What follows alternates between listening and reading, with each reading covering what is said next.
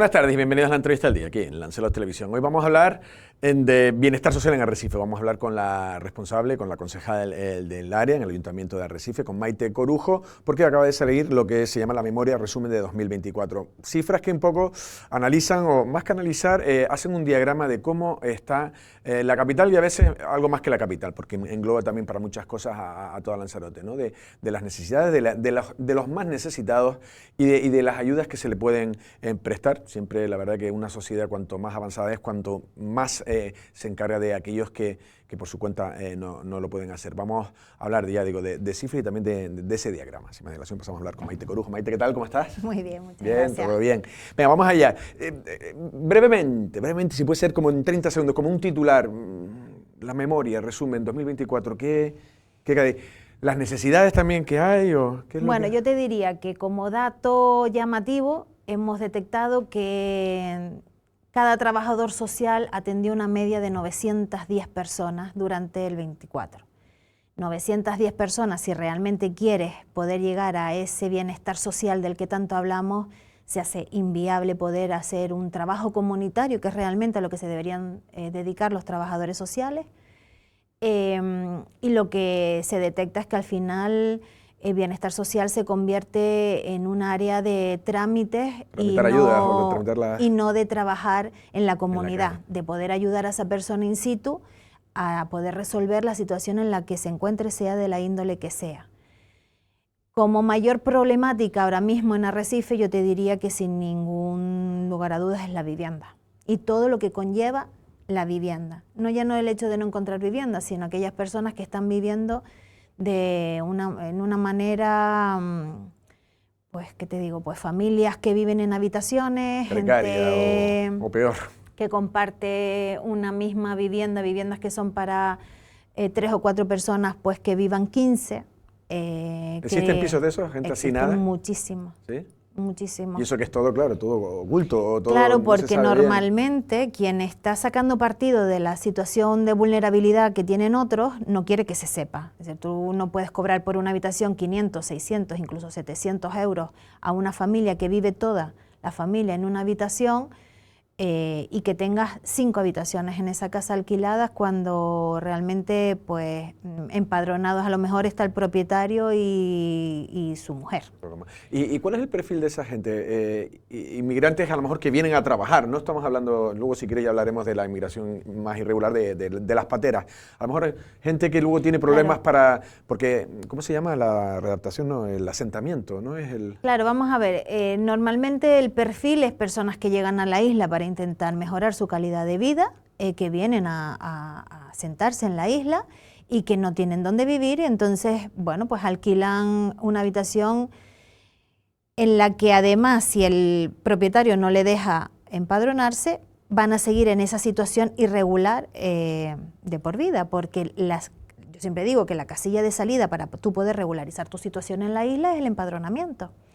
Pero esas personas que están haciendo de manera fraudulenta el alquiler de esas habitaciones, porque no hay contrato, no hay recibos, no hay absolutamente nada, pues no quieren empadronar a las personas en el domicilio. Pero claro, y en el fondo todos estamos siendo cómplices de esa situación, porque cuando una persona viene porque se está complicando todo mucho, porque además hay un abuso tremendo en estas situaciones de que llegue el propietario de un día para otro, te digo mañana, el próximo mes son 100 euros más.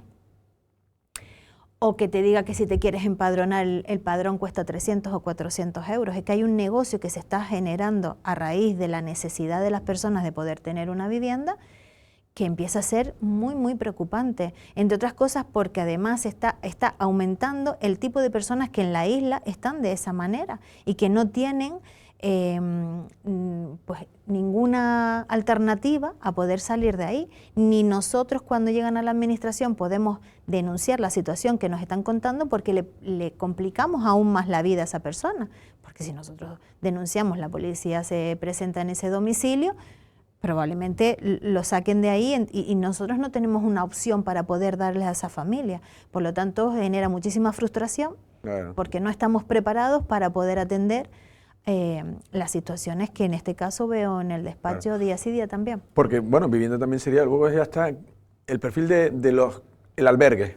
El albergue es del ayuntamiento, ¿no? ¿O es de Cabildo? El albergue de Bajo Umbral lo gestiona el Cabildo y nosotros gestionamos el comedor social. Vale. Nuestra idea, además, era fusionar los dos servicios de manera que pudiéramos dar un servicio continuado. Estoy trabajando con el compañero Marci en ver qué proyectos podemos poner de manera que el albergue pueda continuar abierto durante todo el día, porque ahora cierra por la mañana y luego abre por la tarde, y las personas que están en el albergue tienen que estar en situación de calle, o los que trabajan, pues, pero que son ¿Eso por qué menos. se hace? Para que no se... Bueno, todos estos servicios llevan de un coste tremendo. Todo lo que es sociosanitario lleva un coste brutal. Entonces, si no se unen fuerzas, por decir de alguna manera, pues se hace muy, muy costoso mantenerlos en el tiempo. Entonces, ahora mismo, con los medios que tienen el personal, tal como salió esa licitación, es inviable mantenerlo abierto porque tendrías que incorporar mucho personal. Pero bueno, las cosas de no tener a tener, y ahora de tener a mejorar. Que yo siempre digo, bueno, vamos poco a poco, pero vamos avanzando. Y la idea era, pues, si nosotros en el comedor social tenemos 2 trabajadoras, que ahora de hecho en los pliegos para el 25 queremos aumentar el personal también para poder dar más servicios, pues si lo uníamos. Entonces, bueno, estamos intentando que las personas, cuando cierre el albergue, puedan venir y crear un espacio alternativo donde puedan, pues, no sé, hacer algún curso, pues incluso si no, pues estar en un salón. Estar en un sitio que no tenga que estar en la calle, porque estamos hablando de personas jóvenes, pero también estamos hablando de personas mayores, da igual la edad, nadie tiene por qué estar en esa situación, si se puede evitar, pero te da bastante más apuro cuando ves que la gente es mayor y tiene que estar muchos acuden a la biblioteca, pues también se genera también alguna problemática, pues al final intentas que con servicios paliar todo eso que está alrededor de las personas que están en situación de calle. Vale, pues vamos al comedor. ¿El comedor cuánta gente va al comedor, si se sabe? O si Nosotros normalmente la media damos 75 menús, de los cuales 16, 17 estamos llevando a domicilio. A domicilio llevamos normalmente a familias con menores que no quieren acudir al comedor, que es entendible, y a personas que tienen algún problema de movilidad. Entonces llevamos los menús a domicilio. Y en el comedor no solo atendemos en el comedor para el tema de la alimentación, sino que hay 2 trabajadoras sociales que hacen seguimiento a los usuarios, que abren expediente a los usuarios, que hacemos 2 veces por semana lo que nosotros llamamos los peinados de calle, que es un recorrido para saber, normalmente sabemos dónde pasan las noches los usuarios, pues para ver cómo están, pues en situaciones como el día de hoy, que llueve, que hay cambios de clima, pues para ver cómo se encuentran. Si vemos que han pasado días y no acude alguno de los usuarios que son asiduos al servicio, pues también ese seguimiento a las personas también lo hacemos, incluso ayudarles pues en la búsqueda de empleo y en alguna tramitación de documentación que tengan pendiente. Claro. En el comedor, tú ya me lo has dicho, creo que en otras entrevistas, que el perfil también ha cambiado, ya no es tanto la indigencia, sino a lo mejor en muchos comedores son gente que incluso puede llegar a lo mejor a ver un trabajo, o es un trabajador dentro de la unidad familiar, pero que a lo mejor no les da... O que la pareja trabaje, lo que, bueno, pues tienen sueldos que no les llegan a cubrir las necesidades básicas. Desde que tienen menores a cargo y pagan un alquiler, a día de hoy, a las familias les cuesta llegar a final de mes. Y muchas familias o pagan el alquiler o comen. Es así.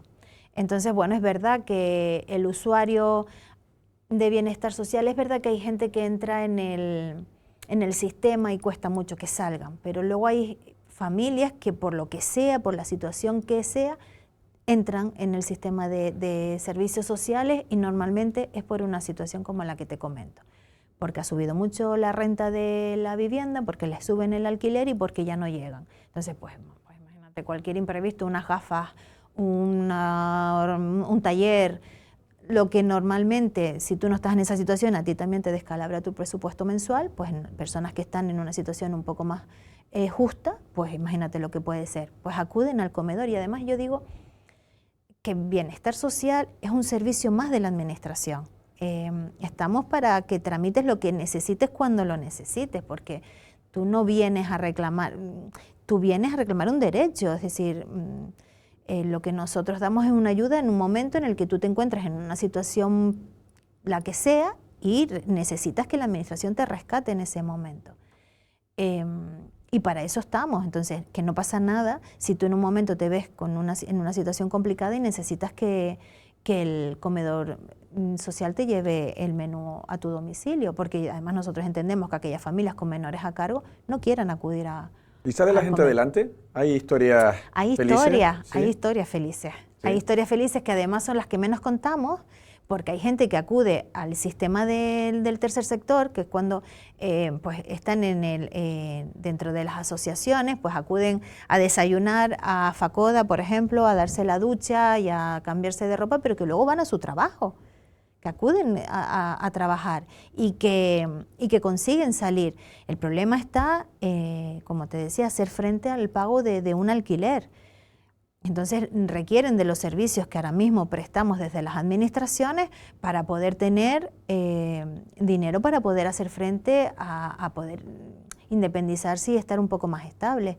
Un poco palían una cosa con la otra. Pero no quiere decir que todo el mundo esté en situación de calle, que todo el mundo tenga una adicción o que nosotros tengamos en mente ese tipo de usuario. No siempre es así. Ya. Has citado a Facoda, esa también es otra pata del problema más relacionada con droga, ¿no? Facoda empieza como una asociación cuando entra la droga en Lanzarote, pero es una asociación que atiende a todo aquel que lo necesita. Normalmente es verdad que la gran mayoría de los usuarios son personas que están o en infraviviendas, viviendas ocupadas o en situación de calle. Como ellos tienen un servicio de lavandería, es decir, pueden lavar la ropa, darse una ducha y también tienen una trabajadora social que les ayuda también en la búsqueda de empleo o si tienen alguna documentación que tramitar, bueno, pues es otro servicio que damos. Y luego están los comedores. Flor Acoge tiene comedor y Caritas tiene comedor y Calor y Café tiene comedor. ¿Ustedes están como conveniados con ellos? ¿O? Nosotros atendemos, nosotros somos de bajo umbral, por lo tanto atendemos a todo el que acude, sea la situación que sea. Hay comedores que tienen, por ejemplo, bueno, hay otros que son un poco más estrictos, o sea, que no puedes llegar, pues que a lo mejor tienes en una situación que no es la idónea o que hayas consumido. Nosotros somos un comedor social que atendemos a todo el mundo. No se puede quedar nadie fuera, ¿no? No. En este caso, antes hablábamos también con Jorge Col, la marginalidad. ¿Cuánta gente puede estar en Arrecife? Porque es verdad que el problema lo tiene Arrecife. En Aría, ahí se vive bien. Y en Arrecife también. Pero, ¿cuánta gente puede estar en el concepto ese, en la red? Sí, bueno, date cuenta de que nosotros, si estamos atendiendo una media de 75 menús diarios, de los que acuden al nuestro, imagínate, hay otros comedores, pues hay una cantidad importante de personas que no solo que estén en situación de calle, sino hay muchas personas en infraviviendas, en viviendas abandonadas, que a lo mejor no tienen agua o luz, pero que no están en situación de calle, es decir, no están durmiendo en un banco, pero no están en una situación regular, por decirlo de alguna manera. En Arrecife hay bastante gente en esa situación. Y además ahora le tenemos que añadir a gente que a lo mejor está más normalizada, pero que vive en autocaravanas o incluso en algún coche. Claro. Tema del otro día, el compañero Guillermo Uruñuela se adentraba en el esqueleto que está al lado del Hotel Playa Verde. No el de los grafitis, que allí hay una verdadera urbanización y hasta cierta organización tienen, pero bajaba y allí sí que era ya más marginalidad y había suciedad. ¿Hay gente viviendo en esqueletos, en ocupación, en casas abandonadas? Sí, en Arrecife sí. Cualquier casa abandonada que tenga la puerta de la que se pueda acceder, hay alguien dentro. Hay alguien dentro porque ya te comento, es que no hay donde vivir y si hay no te lo puedes permitir. Entonces ya la gente, la desesperación, nosotros tenemos, de hecho ha aumentado el caso de menores atendidos por temas de la ocupación en vivienda. Porque no todas las viviendas ocupadas pueden tener acceso a la luz y el agua y cuando hay un menor viviendo en una situación en la que no tiene las necesidades básicas cubiertas a ese nivel, pues menores tienen que hacer un seguimiento. Y hay veces que han subido el dato también de los menores atendidos por el nivel de familias que tenemos viviendo en casas ocupadas, sin agua, sin luz, o sin agua o sin luz. Ya. Vamos a nosotros porque enseguida me van a avisar de que se nos ha ido el tiempo y hay muchas cosas que quiero hablar. Menores.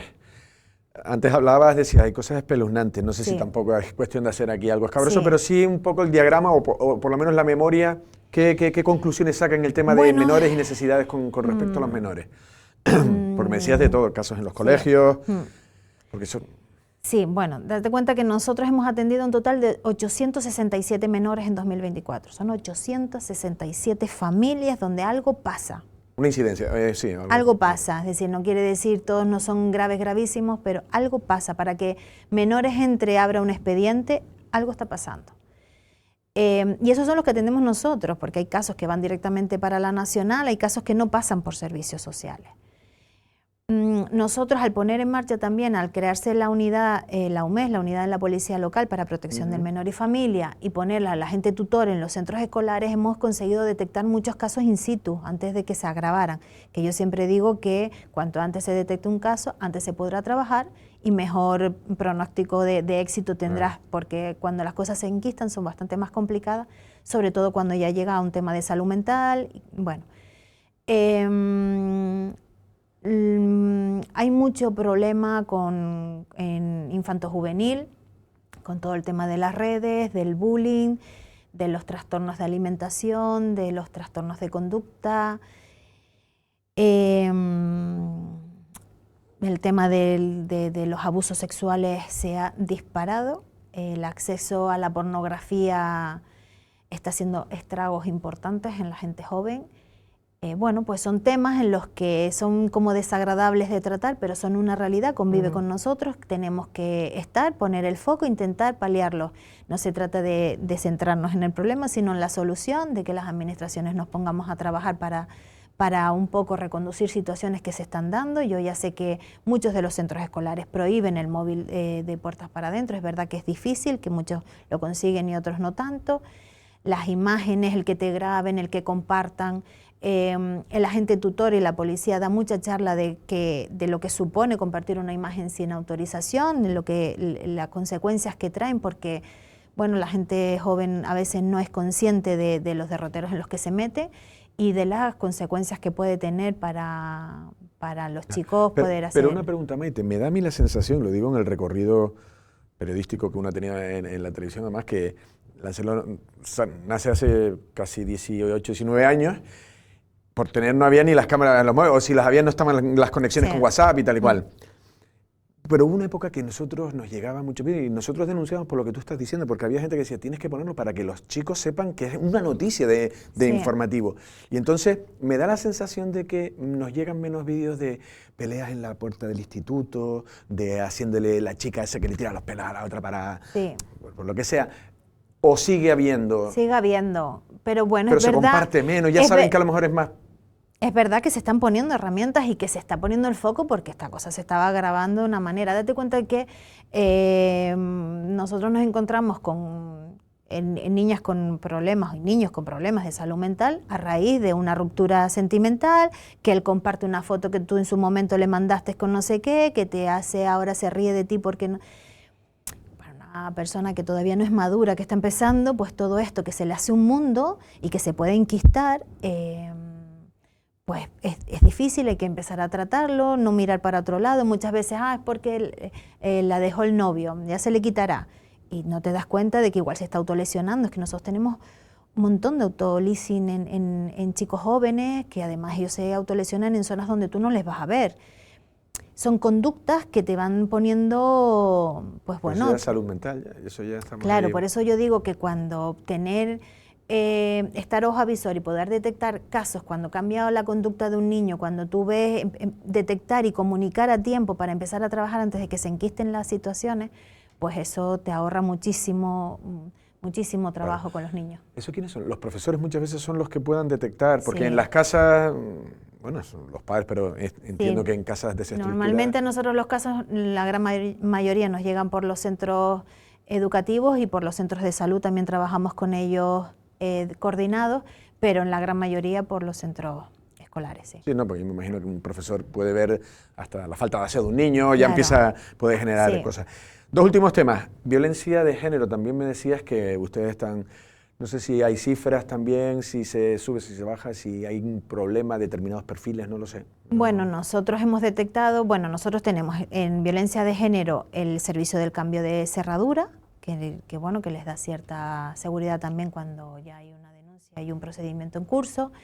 Hemos puesto por primera vez en el 24 la atención psicológica a mujeres víctimas de violencia, lo aprobamos en junio, y de junio a diciembre tenemos el caso de 47 mujeres que tenemos en seguimiento de atención psicológica, que es importante para que puedan un poco salir de la situación en la que se encuentran, ¿no? Que estén más seguras de sí mismas y puedan emprender. Hemos hecho bastantes cursos de emprendeduría con ellas para que puedan ser independientes laboralmente también, que es una cosa que siempre asusta, la dependencia económica del maltratador. Es un tema importante. Nosotros trabajamos coordinados con el CIAN, en este caso, que son los que tienen la vivienda. Nosotros colaboramos en los traslados cuando hay una denuncia y se abre un procedimiento en el traslado de la mujer y los menores a la vivienda de protección. Pues sigue pasando. Desgraciadamente no te puedo decir que sea una realidad que haya ido a menos. No. Sigue pasando, y es preocupante que empiece a pasar en gente cada vez más joven, que empiezan una relación y que el enamoramiento lo disocien con el hecho de que el control de la persona es que está más enamorado de mí. Sí, ay, mira, se está preocupando por mí, y es un tema, empieza a haber connotación de maltrato enmascarado. No siempre el maltrato es físico. Hay un maltrato psicológico tremendo que empieza a darte ya a ponerte ojos avisor de que las cosas no son así, y la gente joven lo está normalizando. Ese control a través incluso del móvil, de las parejas, por ejemplo, que es una cosa que se ha detectado bastante en este año. Sí, que le dice dame las claves o dame tal, claro, o a qué hora tenía que conectarte, dónde estabas, un control. Sí, ¿no? O no te vistas así, o ponte así, o no vas con este, o no vas con el otro. La verdad que sí, que cada época tiene sus cosas, ¿no? Sí. Última pregunta, me comentabas algo que me parece novedoso, no se sabe, pero que, por ejemplo, que a ustedes les tocan las incineraciones, como que les toca, sino que tienen que encargarse. Y muchas me decías que incluso a veces de gente que ha venido en pateres y llega al mar y les acaba llegando a ustedes el... Claro, nosotros tenemos un contrato. ¿Responsabilidad? En el Ayuntamiento de Arrecife tenemos un contrato por los que nos hacemos casos, costeamos el entierro, la incineración de aquellos cuerpos que nadie reclama. Por lo tanto, como el Hospital General está en Arrecife, pues prácticamente nos hacemos cargo de todo aquel cuerpo que no es reclamado por nadie. Y nos toca hacernos cargo de todos las personas que no han podido llegar a la isla, que venían en patera y no pudieron llegar.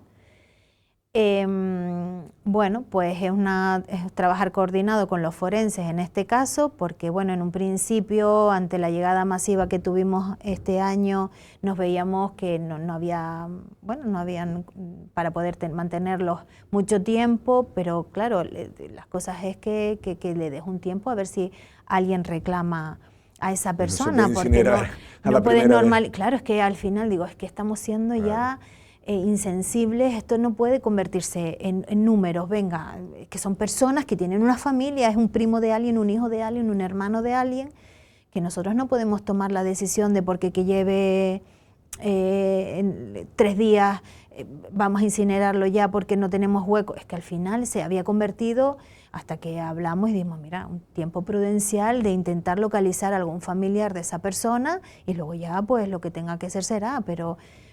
Me refiero que todo este tema se ha normalizado, dado que hemos sido muy fríos a la hora de tratarlo, porque se convierte un poco en tu día a día, y uno se para y dice, bueno, es que tú estás enterrando al hijo de alguien. Claro. No sé, hay que tener cierta sensibilidad con las cosas, y a través de las asociaciones pues intentamos localizar también a familiares, si lo conocían o no, porque creemos que es lo mínimo, es muy complicado. Claro, porque además, primero, ¿cómo les llega ese cuerpo ya sin vida? No sé si es porque en un momento zozobra algo y cae, o aparece en la marea y... Normalmente en los rescates se suelen rescatar también los cuerpos, y si alguien venía que lo conocía de algo, pues ese que le dice al otro y era el hijo de no sé quién, pero es muy complicado. A día de hoy, de hecho, no hemos conseguido nunca contactar con ningún familiar. Nunca. Ya para terminar, última pregunta, y lo estabas diciendo, no sé si...